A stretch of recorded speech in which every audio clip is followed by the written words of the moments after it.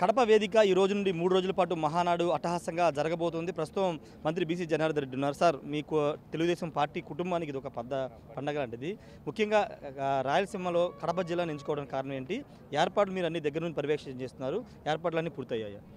ఒక్కటి, కడప జిల్లాలో ఈ యొక్క ప్రాంతాన్ని ఎంచుకోవడానికి రాయలసీమ ప్రజలందరూ కూడా తెలుగుదేశం ప్రభుత్వానికి, కూటమి ప్రభుత్వానికి గత చరిత్రలో ఎప్పుడు లేని విధంగా పట్టం కట్టారు. ఆ విధంగా రాయలసీమలో కడపలో ఆ ప్రజల కృతజ్ఞత తీర్చుకోవాలి, వాళ్ళకు కూడా వాళ్ళ యొక్క సంబరాలలో భాగస్వాములు కావాలి. అందుకే కడపలోనే ఈరోజు మహానాడు అనేటువంటి 3 రోజుల పండుగ చేసుకోవడం జరుగుతూ ఉంది. ఇక్కడ కూడా ఏర్పాట్లు కూడా ఎంత వర్షం వచ్చినా కానీ, వచ్చిన అతిథులకు కానీ, కార్యకర్తలకు కానీ ఎలాంటి ఇబ్బందులు లేకుండా భోజన సదుపాయాలు కావచ్చు, అదేవిధంగా వారికి కావాల్సిన వసతులు కావచ్చు, అన్నీ ఏర్పాట్లై ఇప్పటికే వేలాది మంది కార్యకర్తలు కూడా ఉదయం 5:30-6 గంటలకే క్యూలో మెంబర్ చేసుకునే కాడ రిజిస్ట్రేషన్ చేసుకునే దాని దగ్గర కూడా ఆగిపోయినారు.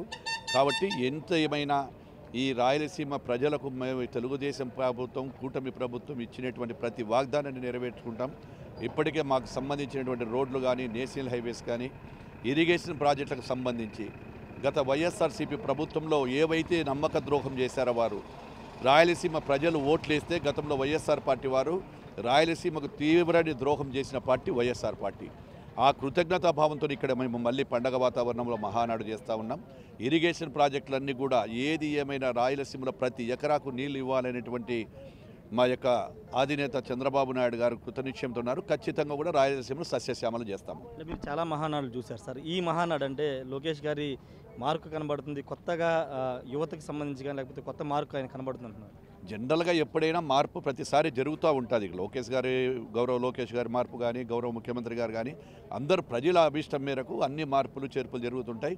ప్రజల నిర్ణయానికి, కార్యకర్తల నిర్ణయానికి, నాయకుల మనోభావాల ప్రకారమే మా మహానాడు జరుగుతుందని కూడా తెలియజేస్తూ ఉన్నారు. రాయలసీమ జిల్లాల్లో ఈసారి తెలుగుదేశం పార్టీకి భారీగా మెజార్టీ కానీ సీట్లు కానీ వచ్చాయి. కడపలో కూడా 10 స్థానాలు 7 స్థానాలు గెలిచారు. ఈ మహానాడు తర్వాత నెక్స్ట్ ఎన్నికలు ఎలా ఉండబోతుంది? చూస్తారు కదా, బ్రహ్మాండంగా రాయలసీమకు ఎప్పుడైనా తెలుగుదేశం జెండా మళ్ళీ రాబోయే 29 ఎన్నికలలో కూడా రెపరెపలాడుతాయి. రాయలసీమను కైవసం చేసుకుంటుంది తెలుగుదేశం పార్టీ రాబోయే కాలంలో.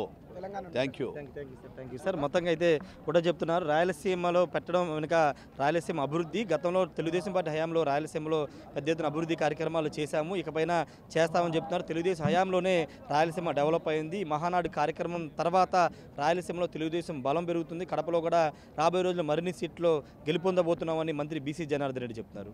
Camera person శ్రీనివాస్తో Rayesh RTV, Mahanadu వేదిక నుండి. For latest updates on India Pakistan, download our TV Live app.